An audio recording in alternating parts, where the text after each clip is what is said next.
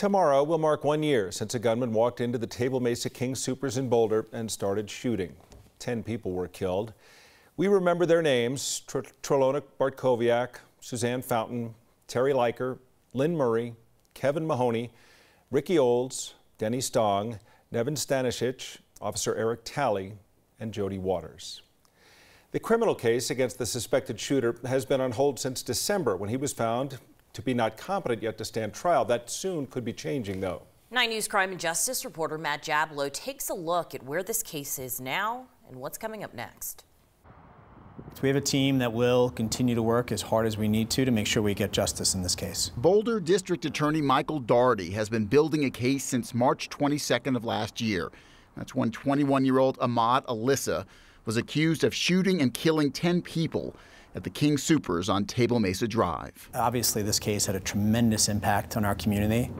Prosecutors charged the suspect with 68 crimes, including 10 counts of first-degree murder. We lost 10 really special people. But the case has been on hold since early December, when a judge ruled the suspected shooter was not competent to stand trial and confined him to the state mental health hospital in Pueblo. I and the victims' families were heartened by what we heard from the doctors. Recently, however, the mental health hospital said there is a, quote, substantial probability that the suspect will likely be restored to competency within the reasonable future. Based on history, the chances of him being restored to competency are extremely high. Dr. Max Wachtel is a forensic psychologist.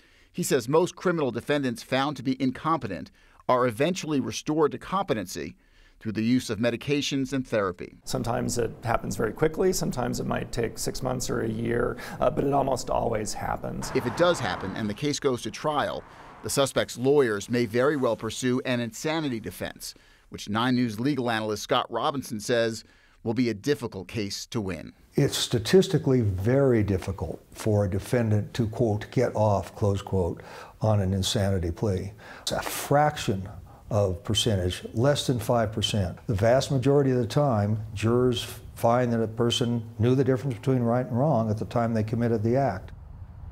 The case is due back in court on April 15th. That's when a progress report from the state mental health hospital is due.